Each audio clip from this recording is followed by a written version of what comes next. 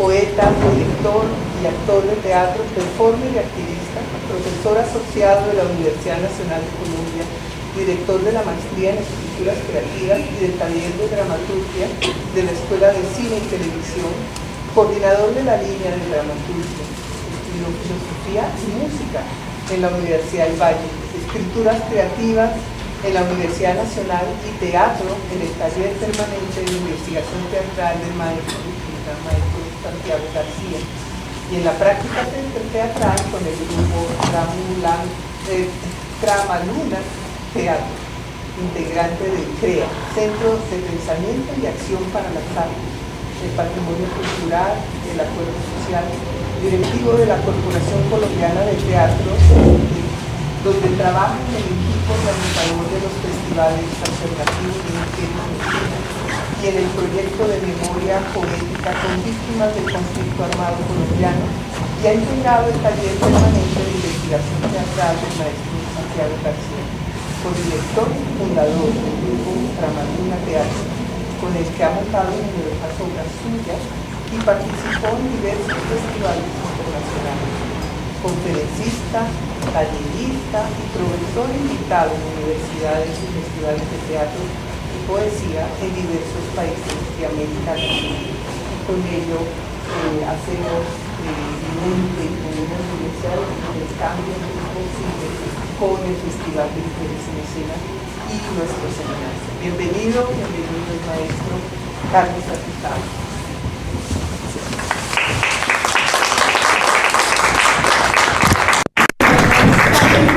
Ya para todas, para todos y para todas.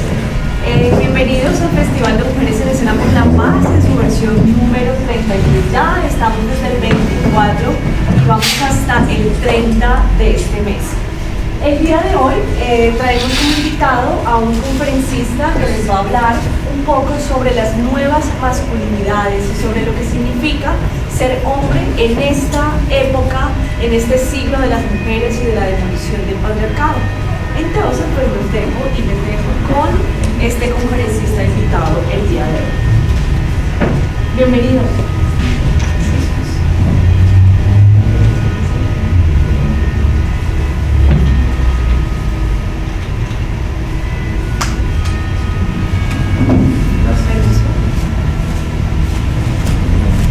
En realidad hay una confusión, en verdad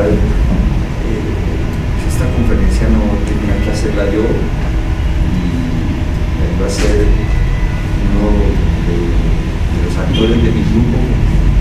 La había preparado, pero él la iba a hacer porque yo no podía venir, y al final pues el que no pudo venir fue él. Entonces es confuso porque realmente la conferencia era para que la hiciera él, que se llama Franco.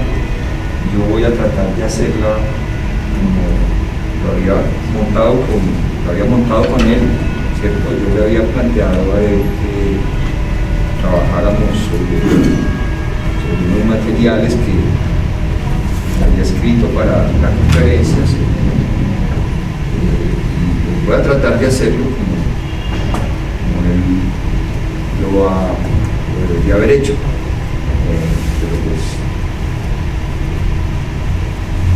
digo, no era yo la persona que tenía que hacer esto.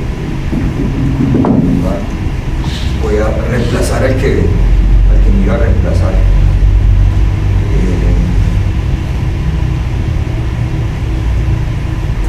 Entonces,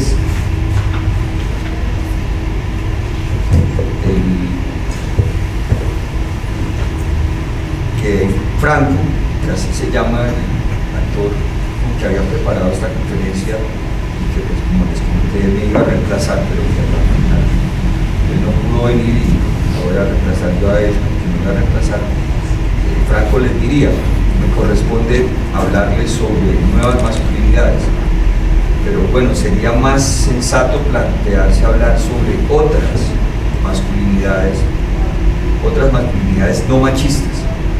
Eso de lo nuevo es más un deseo o un delirio del mercado para seducir al consumo. La vida es de novedades, como dice un filósofo. Haré una lectura de actor, una lectura sobre cómo los hombres podemos luchar por otra masculinidad, una masculinidad no patriarcal, es decir, luchar contra el macho que llevamos dentro. Difícil eso. Mi director, Carlos Santizábal, es decir, yo, está en Holster, bueno, en realidad estoy aquí ahora, pero no pude ir para Holster, no pudo venir acá y pues teníamos este compromiso. Yo no pude ir, él debía darles esta conferencia, pero bueno, se fue allá, bueno, ya les digo, no fui yo. Así que voy a, pues, a reemplazar a quien iba a reemplazar. Eso es lo que acordamos que diría el actor, Franco, esto primero. Le dije que era que sería una lectura de actor, pero que en verdad debía aprenderse la conferencia de memoria, con las acciones, miradas, pausas, demás elementos de una pieza teatral. Pero ya les expliqué, finalmente él fue el que no pudo venir, entonces ahora yo sí la voy a leer porque yo no la he montado y no tengo esto hecho como una obra de teatro, sino pues como una conferencia. Me toca leerles de verdad e improvisar, no me la sé de memoria. Aquí dice que tome agua. Dice que debo secarme. Carlos me dijo: mira, Franco, yo una conferencia sobre otras masculinidades no podría dar. Uno no puede hablar de lo que no sabe, ni actuando. Aunque, bueno, actuando quizás sí, porque en el arte uno no tiene que saberlo todo. Picasso decía, si usted ya sabe lo que va a hacer, entonces, ¿para qué lo hace? Eso me dijo, es decir, le dije yo a Franco, y acordamos que también le dijera a ustedes. Y es verdad, en el arte, cuando uno sabe tanto y sabe todo, no puede inventar. En el arte uno explora lo que no sabe, lo desconocido, lo explora con la imaginación, con la invención, con el juego creativo. Tratar entonces de imaginar aquí, de preguntarme sobre las nuevas masculinidades, sobre qué significa ser hombre hoy, en el siglo de las mujeres, en el siglo de la demolición del patriarcado, como dijo la amable compañera que me presentó a ustedes. Lo haré como actor, con una lectura de actor, con ejemplos de la conferencia que Carlos, es decir, yo escribió. No hacerle caso a todas esas aplicaciones que he enviado.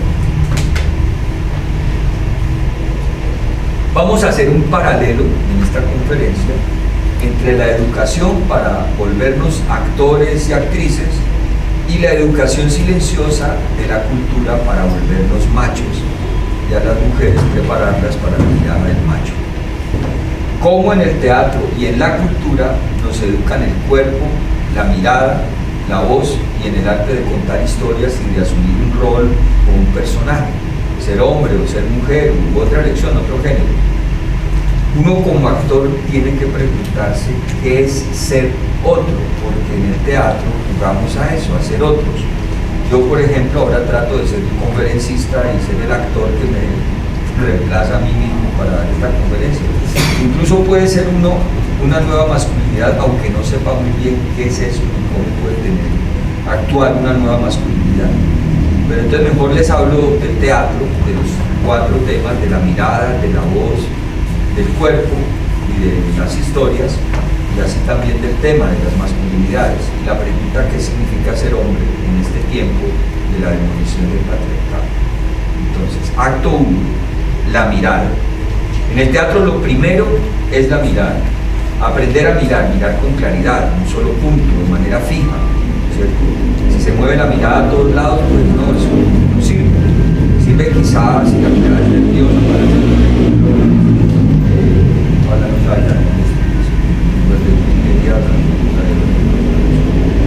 para hacerlo. Por ejemplo, hacer al mal ladrón, ¿cierto? Es un ladrón que llega y se va a robar el celular.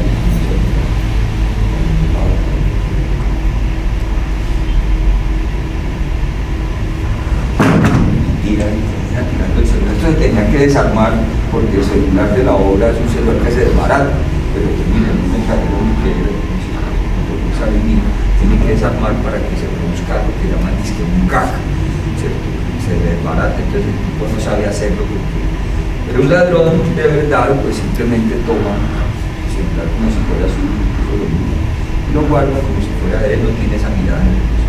Ese, digamos, es un ejemplo que si lo hubiera hecho Franco, que si es un buen actor, eso habría salido muy bien, y si hubiera traído el celular, que es barata, mucho mejor. Entonces, un ladrón profesional pues no vacila y toma el celular como si fuera él, pero la mirada fija y la mirada furtiva, esas dos miradas, en la vida real, en la cultura, la vida cotidiana, uno las aprende desde niño. En el teatro, para ser actor, con ejercicios, aquí estamos en una escuela de teatro, ustedes conocen muchos de esos ejercicios. Con un tambor golpean y mira ese punto y tú mira otro punto, por ejemplo. Uno aprende desde niño la mirada fija y la mirada furtiva, la mirada nerviosa, los masculinos mirando a las mujeres. Cuando ve cómo los grandes, los adultos, los maestros, los machos grandes, desnudan a una mujer o a una niña que se está convirtiendo en mujer cuando entra en un lugar como este.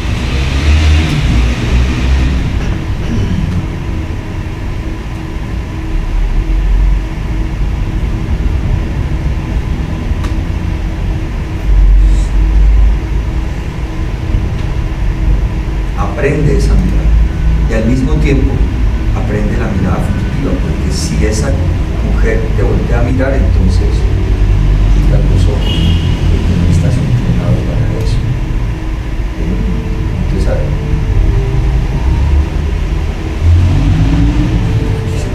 uy, mire, eso no estaba escrito, es lo que le digo, si uno no es actor, pues eso termina siendo qué pena. O les pasa también a los actores de los accidentes, ¿cierto? Hay que aprovechar para hacer algo. No sé si eso lo estudian, qué pasa con el accidente. Puede pasar algo. Bueno, pero ahí decía que tome agua, no que la bote. Los hombres aprendemos esa mirada, la mirada del violador, los masculinos machos desde niños, la mirada que desnuda, la mirada que posee con la mirada. Es la mirada que también las niñas sufren de manera violenta y la padecen desde su infancia, porque la cultura patriarcal enseña que para esa mirada se deben vestir las mujeres, la mirada del espejo con voz de hombre, que se mira a la bruja hermosa de Blancanieves, espejito mágico, espejito de oro, ¿quién es la más linda? Desde la infancia con esos cuentos se preparan con esos espejos para la mirada de la más bella. El rey Edipo se arrancó los ojos porque sabía que todo estaba escrito en la mirada y no se enteró de lo más terrible, con quién había tenido hijos e hijas y a quién había matado, porque como dice el poeta Herder, quizá el rey Edipo tenía un ojo de más. El rey Edipo mató a su padre y tuvo hijas e hijos con su madre sin saberlo, pero eso es tremendo. Sus hijos y sus hijas son también sus hermanos y sus hermanas.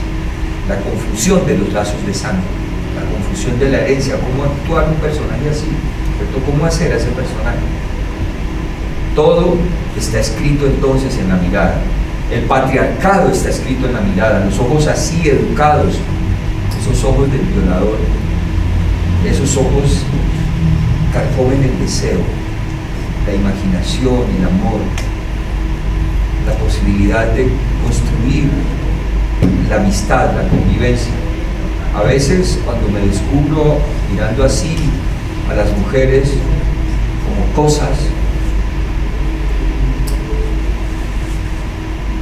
cuando me veo haciendo eso, yo quisiera saltar sobre mis ojos, ¿sí? Y arrancármelos como Edipo y mirar el humor vítreo, las inervaciones nerviosas, el cristal, todo lo que conecta la mirada con el deseo, con la locura, con la violencia.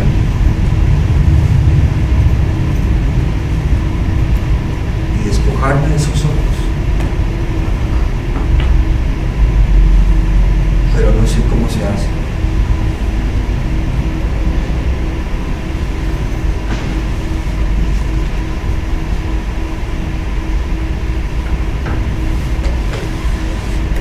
Esa mirada no es inocente. ese primer gesto violento, el que desnuda con la mirada,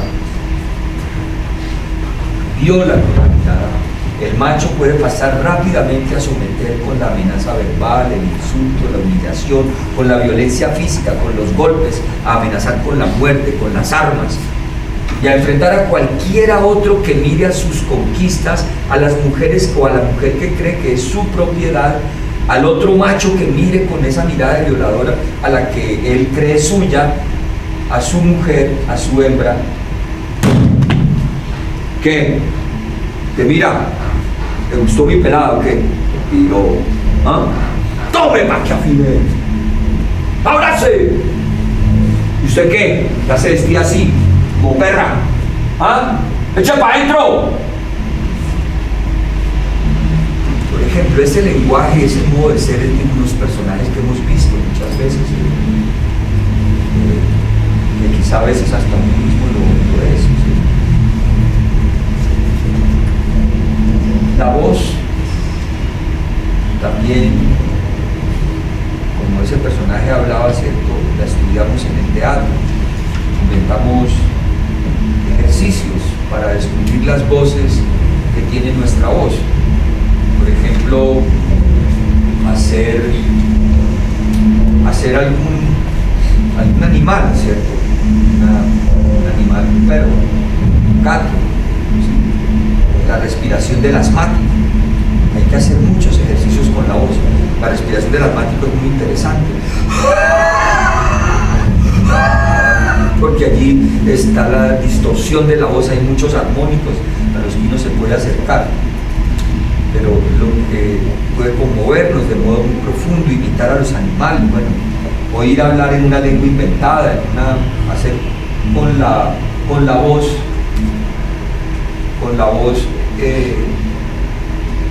otras voces, por ejemplo, en una lengua que uno imitar la música de otra voz, como en japonés.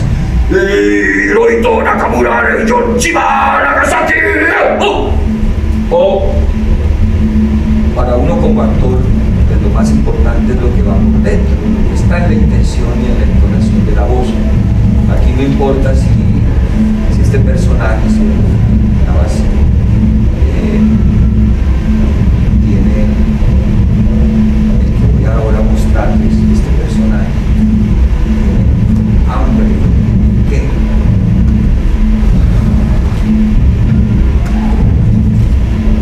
¡Mija! ¡La comida!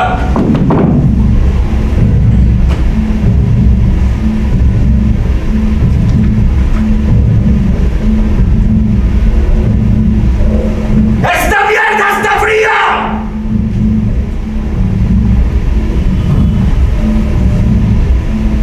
Yo no sé quién me enseñó mi papá a actuar así. Y quién me enseñó también a mi mamá a soportar eso, a tolerar. El patriarcado está escrito en la voz, en las acciones, en esa violencia. Y cómo mi hermana y yo tuvimos que tolerar esto. Ese grito que quedó retumbando en las paredes, en el jardín, en el cuarto, en rincones de mi cabeza. En Colombia, el comandante del ejército de hace un tiempo, que ahora está siendo juzgado por la Justicia Especial para la Paz, le dijo a toda la tropa, a sus comandantes, y les dijo: quiero resultados, quiero ríos de sangre, quiero estadios llenos de muertos. El señor se llama, no vale la pena, ahora está ante la justicia. Yo esto lo leí en un periódico, pero ahora lo escuché ayer en la prensa. ¿Con qué voz ese hombre le dijo eso a sus soldados para que salieran a matar inocentes y produjera esa tragedia, ese genocidio con nosotros falsos positivos? Hace poco, una obra muy bella nuestra,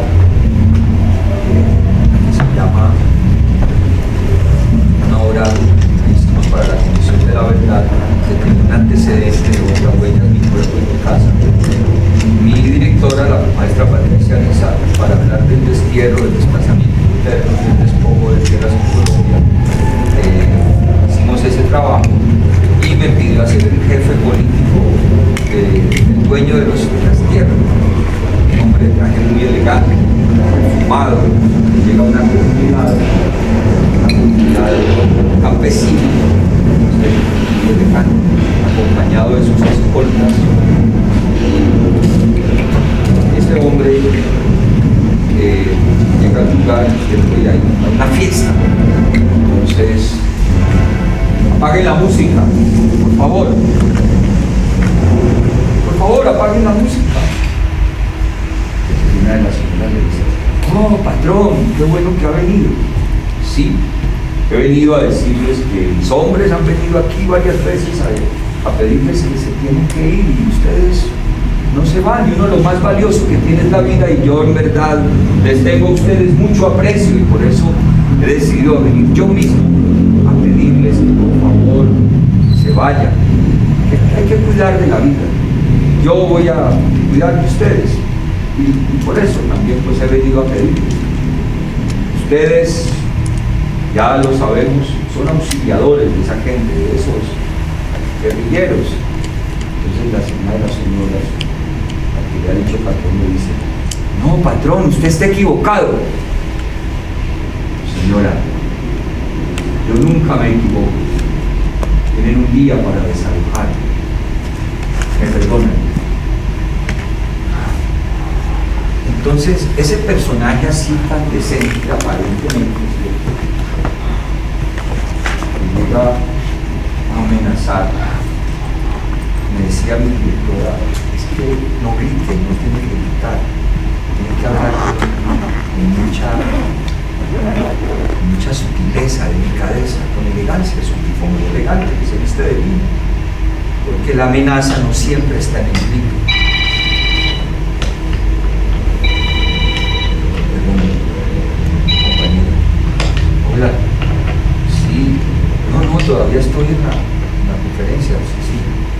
Y me invitaron ustedes a la fiesta. Sí. No, estoy como en la mitad, ¿no? Ok, vale, está ahí. Perdón, tenía que contestar Acto 3. Entonces la decencia puede ser más temible en esas situaciones que el grito, que la agresión del cuerpo. Cómo camina el cuerpo, cómo se mueve el cuerpo, cómo se sienta el cuerpo, cómo goza y desea el cuerpo, cómo tiene orgasmos e hijos el cuerpo. El cuerpo y las posiciones del cuerpo son también construcciones culturales, y el cuerpo es otro asunto que uno se pregunta como actor, como actriz, que cada artista tiene que preguntarse, necesita preguntarse. Y que un hombre que se pregunta qué significa ser hombre en estos tiempos, en el siglo de la mujer, del feminismo, de la demolición del patriarcado, debe preguntarse. El hombre que busca otra mirada, que busca otro cuerpo, el cuerpo del macho, porque el patriarcado también está escrito en el cuerpo. En una investigación que hicieron en mi universidad, la Universidad Nacional, las mujeres del posgrado de Mujer y Género le preguntaron como a 1.400 hombres de diversas regiones del país: ¿para usted qué es ser hombre? Y la gran mayoría respondió de inmediato con un gesto: hombre para mí es eso. No. Respondieron con ese gesto, con el gesto de creer que ser hombre tiene que ver con tener un sexo masculino. Hay un mito en el cual se funda la cultura del cuerpo, el mito del Génesis bíblico, de Adán el crédulo y de Eva la desobediente. En ese mito están las raíces profundas de los comportamientos patriarcales del cuerpo. Jehová Dios Padre maldice a la serpiente por hablarle a Eva y la condena, dice: te condeno a que te arrastres por la tierra y a que aceches el talón de Eva, y Eva aplaste tu cabeza. Y a Eva, porque desobedeció y probó el fruto del conocimiento y del deseo, le la condena a parir con dolor. Parirás con dolor, hacia tu marido irá todo tu deseo y él te dominará. Y finalmente, este Dios patriarcal maldice a Adán: te condeno a que cultives la tierra y a que solo coseches abrojos y te vuelvas al polvo y muerdas el polvo, porque el polvo eres y en polvo te has de convertir. El capítulo siguiente de ese mito, Caín y Abel, los hermanos, uno es cultivador y el otro cría ovejas, le llevan sus regalos a Jehová, y Jehová mira con muy malos ojos el regalo de Caín, que ha hecho florecer esa tierra que en el capítulo anterior maldijo, al padre lo maldijo, lo condenó a ser agricultor, pero Caín ha hecho florecer la tierra maldita, y ese padre es incapaz de reconocer que el hijo lo ha derrotado. Ese mito, el mito de Jehová, convierte en maldiciones los dones más humanos y más bellos, el don de hablar con la naturaleza, el don de hablar con los árboles, con el agua, con las serpientes, el don y el placer de gozar del amor, de dar vida, y el goce del trabajo, de con el trabajo hacer florecer la tierra, así sea una tierra maldita, un desierto. Estas maldiciones son las maldiciones del gran patriarca convertido en Dios único. Y esas maldiciones son también la desgracia de la contemporaneidad, de no comprender la voz de la naturaleza. Estamos al borde de la extinción por ello, como especie. Olvidamos que somos también naturaleza, que somos animales y que tendríamos que pensar con nuestra animalidad, que somos hierbas, animales y que somos viento, aire también, que tenemos que pensar con nuestras raíces, pensar con nuestros pies, por ejemplo, pensar con nuestro cuerpo. Y la condena de someter a la mujer al poder patriarcal también está ahí clara. Dice a Eva: sufrirás y parirás con dolor. Parir con dolor, y hacia tu marido irá todo tu deseo y él te dominará. Habría que volver a lo natural, a naturalizar que al volver natural que las mujeres son inferiores a los hombres, que deben ser dominadas, se justifica que haya seres inferiores que deben ser dominados. Esa frase de sufrirás y parirás con dolor, hacia tu marido irá todo tu deseo y él te dominará. Construir la dominación desde el mito construye entonces desde el mito mismo patriarcal la organización de la sociedad como una sociedad donde hay dominadores y dominados. Es la raíz profunda del poder, la dominación de la mujer. Existen otros mitos que consideran a la tierra y a la naturaleza como un ser sagrado. Son los mitos de las comunidades de la América originaria, ¿cierto? Que la tierra es la Pachamama, padre y madre a la vez, una diosa que debemos escuchar y cuidar, porque somos naturaleza, porque ningún ser vale más que otro. Eso. Estoy en la conferencia, todavía no he terminado. Entonces, sí, claro, sí, bueno, sí, ok, bueno, está luego. Perdón, es que no creía que estaba, como se tardó de empezar, creía que ya estaba terminando, pero no pasa nada. Walt Whitman, en Hojas de Hierba, habla de ello. Dice que una hoja de hierba no es menos que el camino de las estrellas, ni una hormiga es menos perfecta, ni un grano de arena. O sea, la poesía también nos habla de la necesidad profunda de superar ese orden de la dominación que está en el mito patriarcal de la dominación a las mujeres. Parirás con dolor. Hay investigaciones del mundo feminista que demuestran que los partos, en verdad, no necesariamente pueden ser sin dolor, que incluso un parto podría tener el placer extremo, el orgasmo más profundo, y trabajan para ello. Hay una mujer feminista que se llama Casilda Rodríguez, que les recomiendo eso, Pariremos con placer, ese libro donde plantea esa complejidad de esa lucha contra la maldición del mito de la religión de Jehová, ¿cierto? De parir con dolor, porque el cuerpo femenino no está hecho para el dolor, el cuerpo femenino es multiorgasmo. Eso es una diferencia muy profunda es muy difícil para los masculinos acceder a ese placer que está tan cerca del cuerpo femenino, de tener un orgasmo tras otro. Y tal vez por eso hay una envidia muy profunda, inconsciente, del orden machista patriarcal a los cuerpos de las mujeres. Esto pues, como les digo, lo hemos investigado en el trabajo que ha hecho el feminismo, y en particular esta mujer, Casilda Rodríguez, tiene su página web y habla en ello, y este libro, Paridas con Placer, con gran profundidad.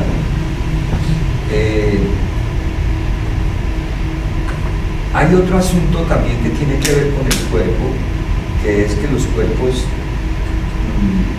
tengan casi que la misma forma, ¿cierto? Que nosotros tengamos un abdomen plano para ser bellos y bellas, y que un abdomen grande es indeseable. Algunos se sumen, esconden el abdomen, se ponen fajas, pues hay todo un negocio alrededor de cómo se puede ser uno más flaco y no tener la panza grande.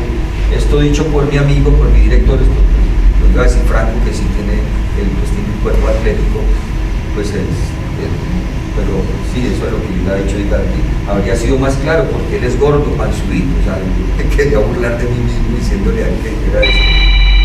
Otra vez. Pero ya no puedo contestar. No, ya le contesté. Perdón, no contesto más. Bueno,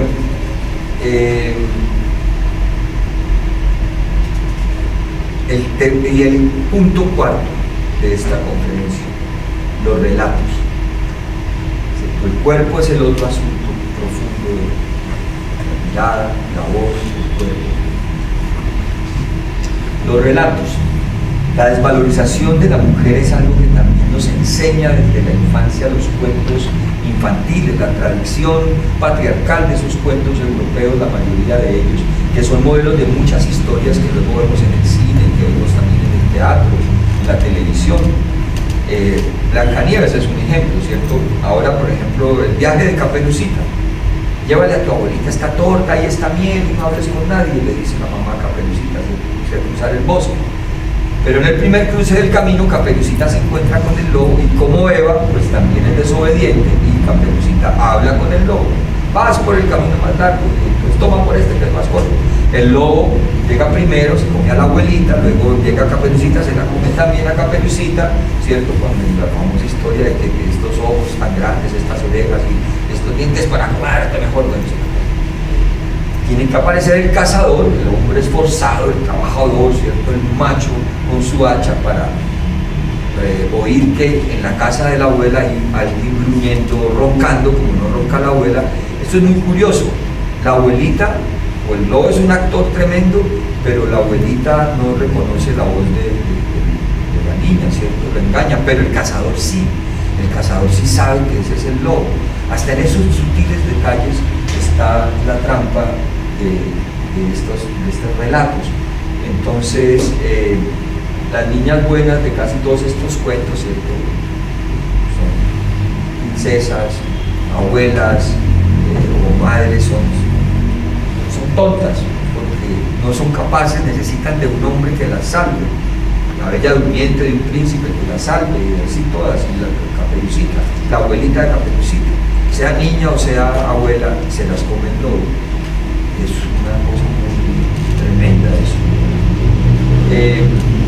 Las niñas salen al mundo y cualquier lobo o bruja las engaña.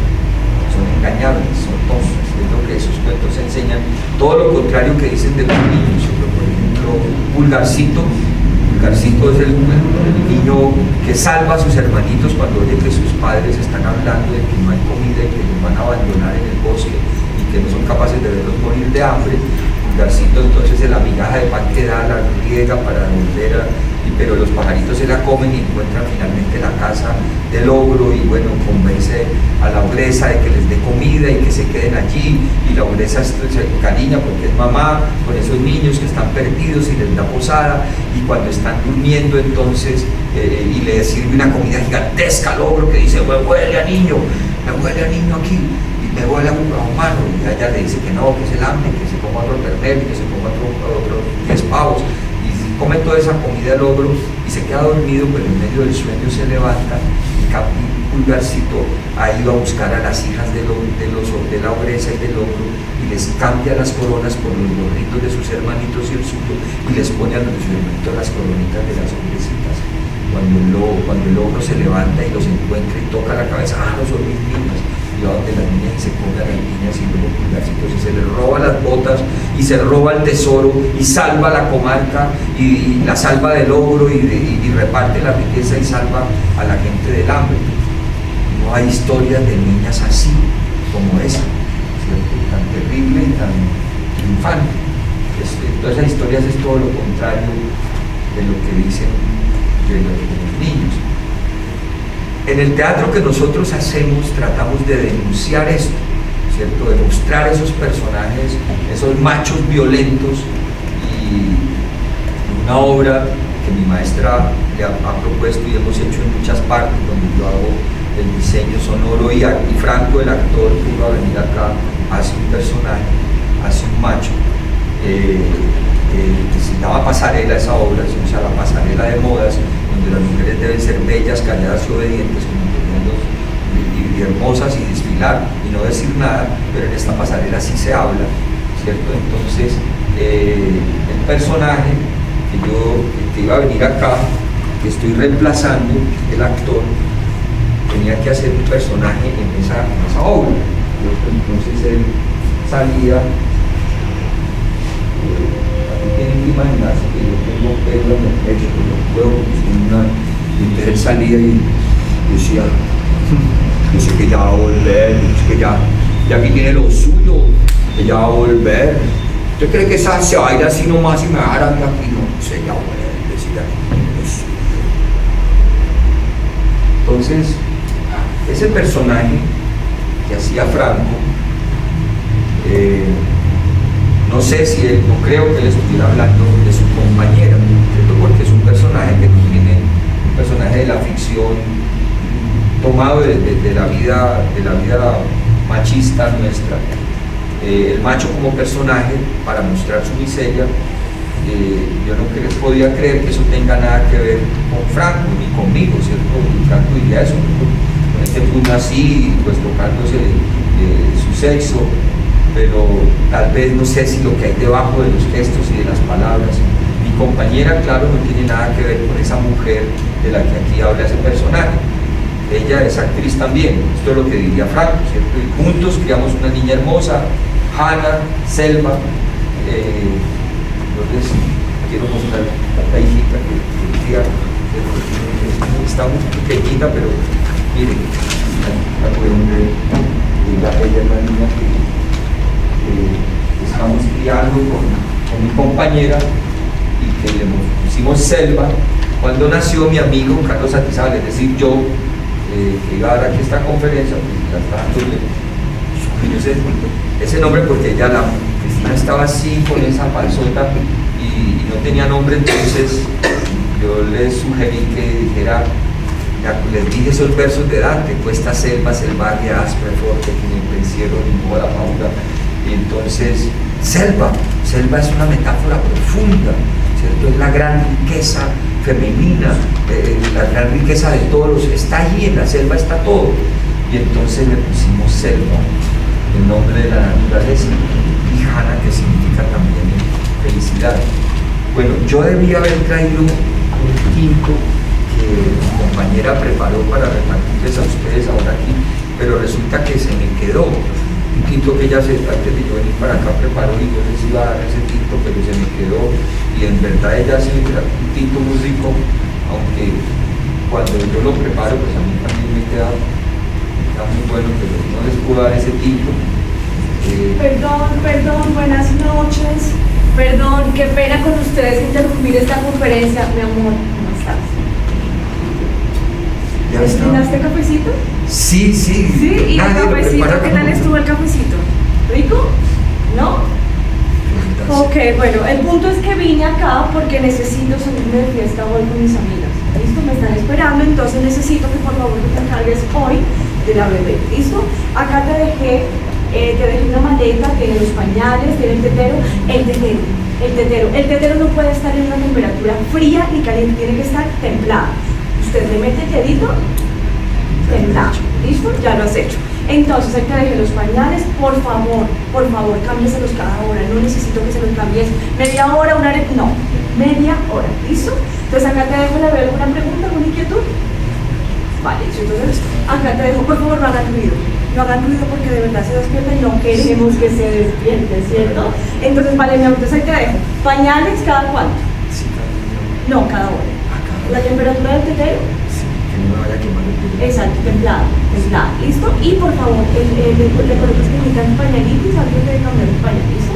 Vale, entonces ya te dije, entonces, pañales cada hora, Claro. temperatura templada del tetero, por favor, no se lo llego tarde, mi amor, llego tarde. Está bien, me ha enseñado a ser otro hombre, a tener otra masculinidad, a gozar de cambiarle los pañales, de hacer lo que ella me ha pedido.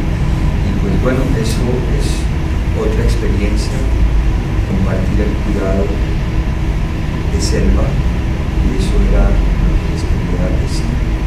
Muchas gracias, me excusan que se me haya quedado el café que ella me preparó, y la próxima no lo voy a olvidar y les traeré el cafecito, que es muy bueno terminar tomándose un café.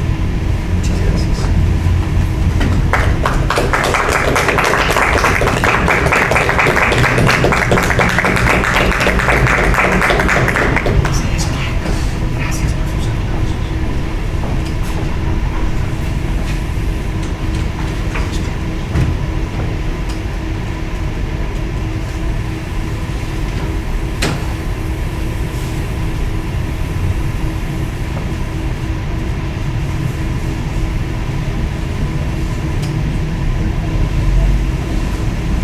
Bueno, ahora vamos a presentar un fragmento, es un fragmento muy corto de una pieza teatral que se llama Hombre que soñó parir a una herida por el ombligo. Lo dirige Carlos Satizábal y también es escrito por Carlos Satizábal y es actuado por Carlos Satizábal. Entonces no nos demoramos mucho y quisiéramos al final también conversar un poco si ustedes desean. Bueno, entonces los dejo con esta pieza teatral.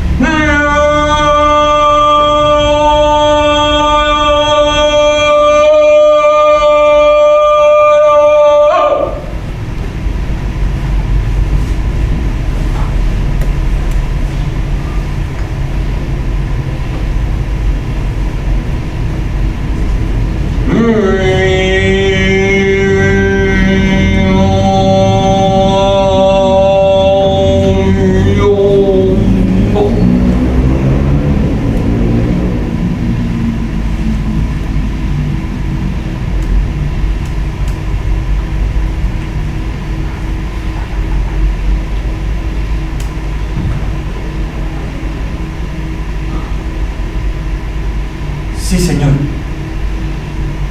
No, solo. Vine solo, Señor. Allá, si llueve todo el tiempo, Señor, y hay huecos, tierra abierta y gente allí, Señor. No, ya le dije que vine solo. Vine porque me deben tiempo, Señor. Sí, tiempo. Una promesa, Señor, que no, una niña, solo una niña, Señor. No, yo mismo, Señor. Por mi ombligo la tuve, Señor.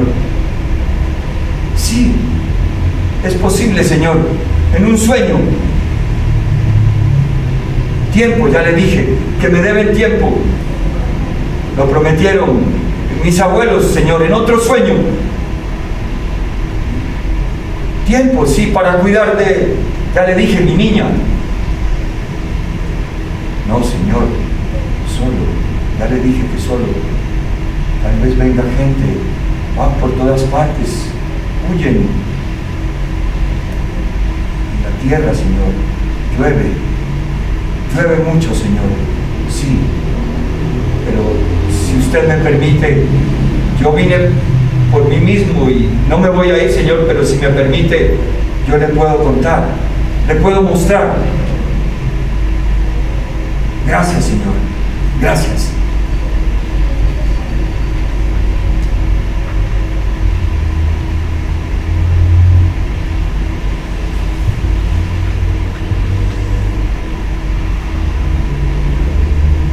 Demuestro, Señor. Sí, escritor, Señor, escritor.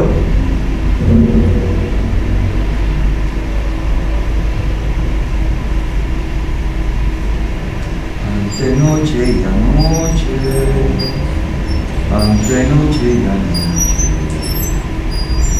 parió la luna, parió la luna, parió la luna, 25 luceros, 25 luceros, 25 luceros, y una lunita, ante noche y anoche, ay, ay, ante noche y anoche, ante noche y anoche, parió la luna, parió la luna, parió la luna, 25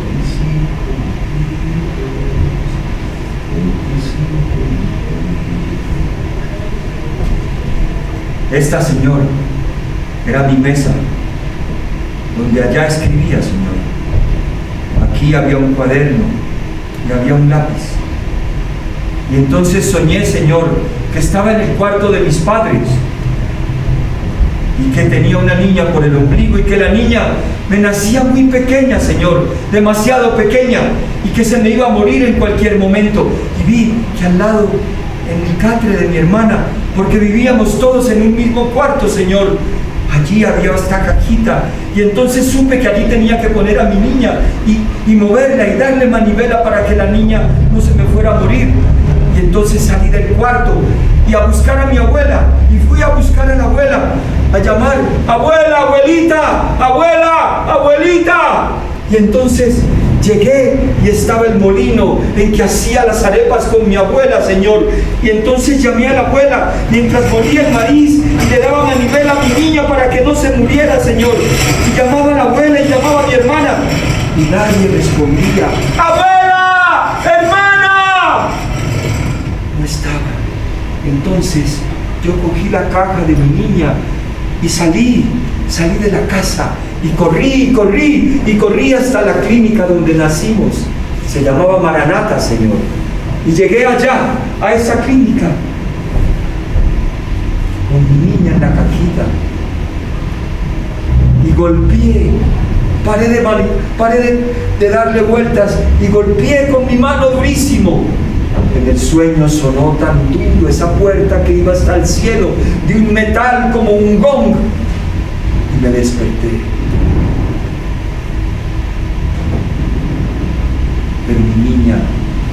estaba allí, en su cajita, con esa lucecita.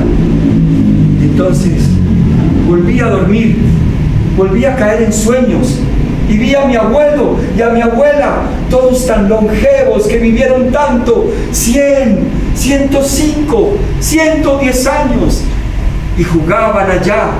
Y entonces les dije: abuelito, ¿cuál es el secreto para vivir tanto tiempo? Y no me miraban, Señor, no me miraban. Y entonces recordé el sombrero, que mi abuelo era sombrerero y desde niño me dio sombreros, y estaba allí mi sombrero, el Meiser que me había dado el abuelo. Y le dije: abuelito, tengo tu sombrero, el que me regalaste. Y entonces el abuelo miró y me dijo: ¿cuánto tiempo quieres vivir, hijo?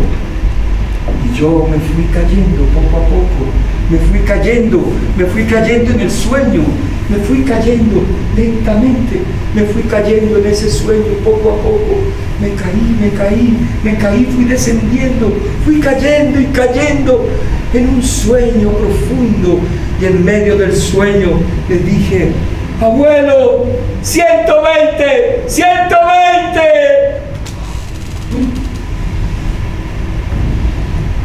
Y del árbol bajo el que dormía cayó esta flor, la que traje, Señor, con la que llegué, Señor. Esta flor que prueba que mi sueño es verdad y que mi niña está allí en su cajita, Señor. Vengo por eso, por el tiempo. ¿Me comprende, Señor? Me deben tiempo. Los 120 que... Señor, ¡no se vaya!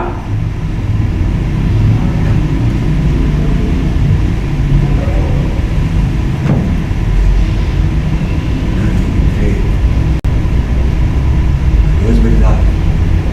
Así fue. Así es. Esta flor.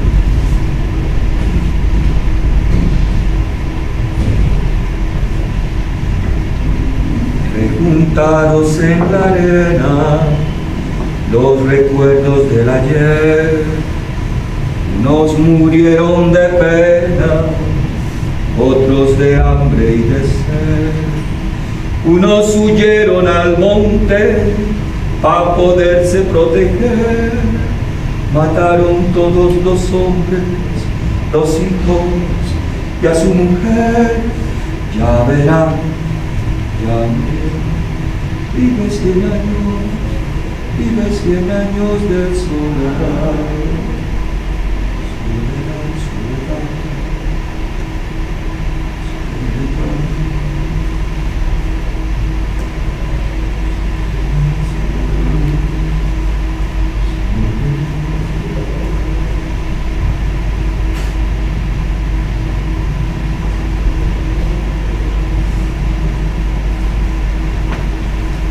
Ante noche y anoche, ante noche y anoche, parió la luna, parió la luna, parió la luna, 25 luceros, 25 luceros, 25 luceros, y una lunita,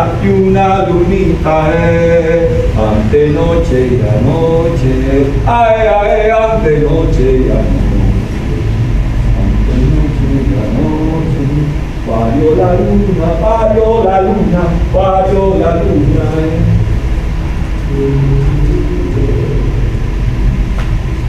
Mamá.